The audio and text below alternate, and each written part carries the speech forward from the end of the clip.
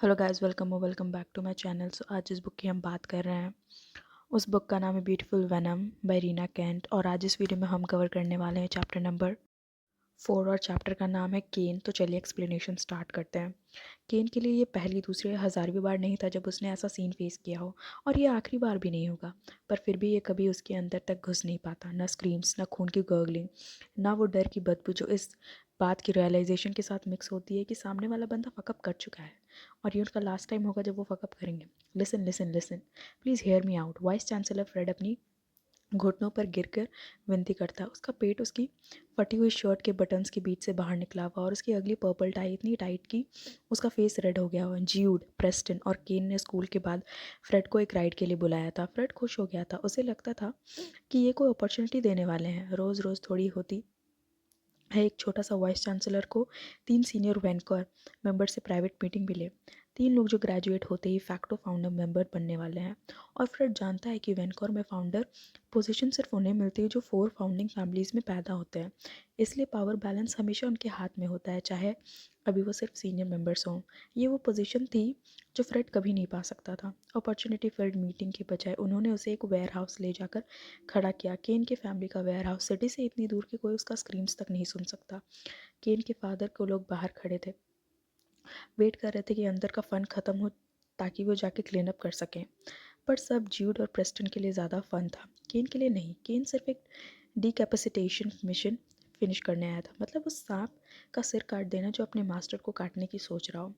वेनकर की पावर सिर्फ business relations पे नहीं टिकती, कंट्रोल पे टिकती है। जहाँ अपॉर्चुनिटी मिले वो सीज करते हैं और जो ऑब्स्टेकल बने उसे एलिमिनेट कर देते हैं। ये एक सीक्रेट सोसाइटी थी जो अपने फाउंडर मेंबर्स और उनकी कनेक्शंस पे चलती थी।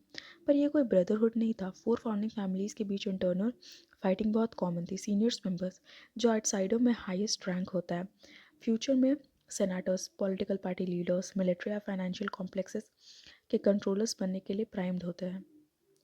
उनका काम होता है विनकर के कनेक्शंस को ग्रो करना और उसके गोल्स को सर्व करना।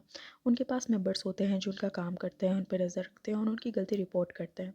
कभी कभी कोई मेंबर एक सीनियर की बिट्रेयल रिपोर्ट करके खुद सीनियर बन जाता है। क्योंकि वो फाउंडिंग फैमिलीज़ में पैदा नहीं हुआ, वो कभी भी हाई रैंक नहीं पा सकता।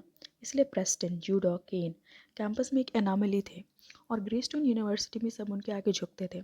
आज का मिशन केन ने खुद चूज़ किया था, दूसरों को आना ज़रूरी नहीं था। पर ज्यूड को किलिंग की एडिक्शन हो चुकी थी और प्रेस्टन को ब्लड लस्ट।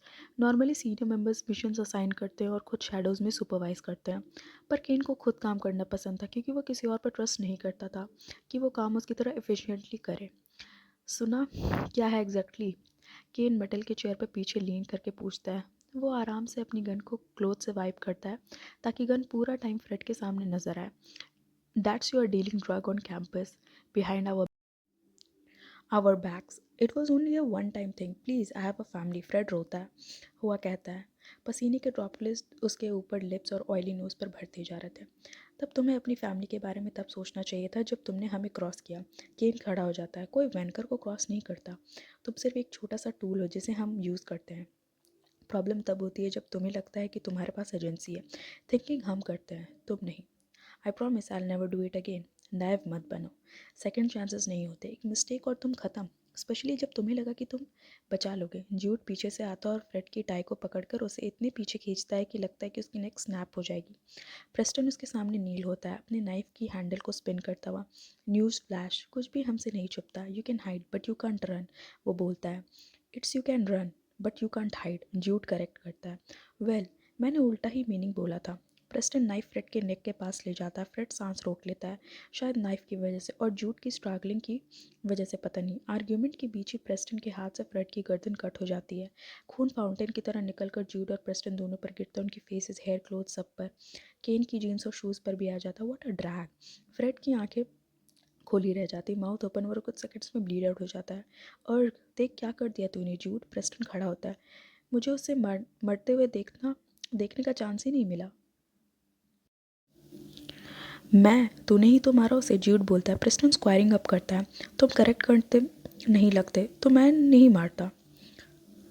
तुम गलत ना होते तो मुझे करेक्ट करना नहीं पड़ता। I am always right. तुम जैसे पेजेंट सुपीरियर बींग्स को नहीं पहचानते। More like a superior pain in the S, Preston बोलता है। द फक, तुमने मुझे क्या बोला? जूड आगे बढ़ता है। जूड उसके बिल्कुल क्लोज आकर कहता है पेन। वो प्रेस्टन के शोल्डर पर टैप करता है। In the S. फिर उसके हेड पर थप्पड़ जैसा हिट देता है। अब क्लियर हुआ? प्रेस्टन उसकी कॉलर पकड़ लेता है। मैं तुझे फ्रेडी के खून में डुबा दूंगा, समझा? दोनों यूजुअल तरह से फाइट स्टार्ट करने ही वाले होते हैं, तब केन अपनी गन को बेल्ट में शीट करते हुए बोलता है, बस बता दूं, अगर तुम दोनों ने फाइट स्टार्ट की तो मैं बीच में नहीं आने वाला। मैं और ज़्यादा इस गंदे खून से स्ट्रेन नहीं होना चाहता। ओ या, प्रेस्टन ग्रिन करता और उस ग्रिन के साथ उसके फेस पर बैठे क्रिम्सन के स्ट्रिक्स उसके बिल्कुल मैनिक बना देता है। फिर वो जूड की कॉलर छोड़ देता है। सारी एग्रेशन वैनिश हो जाती। प्रेस्टन जूड के शोल्डर पर भाई वाला हाथ रखता है। जूड भाई, सिर्फ मुझे लग रहा है कि ये केन हम पर ऊपर से घूर रहा है। नहीं, तो सही बोल रहा है, उसमें वो होलियर देन द एटीट्यूड आ गया। बहुत डिस्गस्टिंग लग रहा है। जूड एग्री करता है। बस मैं यही कह रहा हूँ, कुछ करना चाहिए इसके बारे में। प्रेस्टन कहता है।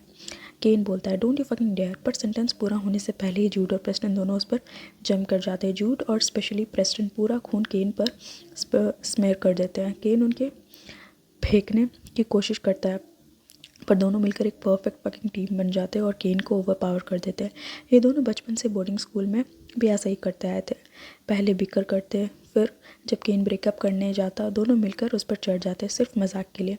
केन तब जाकर उन्हें पुश कर दूर कर पाता है और जब फ्रेड का खून उसके हेड टू टो तक फैल चुका होता है। प्रेस्टन जोरदार हंसे और जूड के सेटिस्फाइड एक्सप्रेशन के साथ देखता रहता है जब तक केन वेयर हाउस से बाहर निकलकर अपने फादर के लोगों से बात करने जाता। फकिंग चिल्ड्रन, केन सोचता है।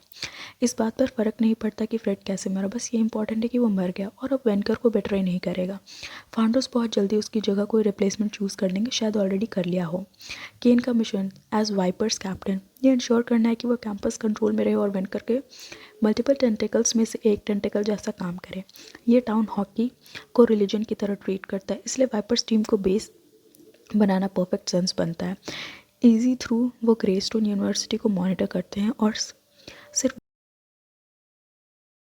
वो फेक फ़ैन जो क्लेम करती है कि वो इनसाइड आना चाहती है, और जैसे केन ने चांस इसलिए दिया था क्योंकि वो उसे देखना चाहता था अपने घुटनों पर, लिटरली फिगरेटिवली। केन गैस सेट करता है। अब उसकी शाम का हाईलाइट मिलने का टाइम आ गया। वो सोचता है उम्मीद है वो उसे डिसअपॉइंट नहीं करेगी, अगर किया तो शायद उसे भी किसी वेयर हाउस ले जाना पड़े और ये शेम होगा कि उन ब्राइट हेजल आइज को रेड बना दिया जाए। सो यहाँ होता है ये चैप्टर ख़त्म। कल हम लोग बुक में कवर करने वाले हैं chapter number 5। So stay tuned and don't forget to like, share, comment, subscribe to my channel. And if you want me to read any other books as well, then do let me know in the comment sections. And please pour love to my channel so that I can get monetized easily and not in a long time but in a short time. So yeah, thank you so much.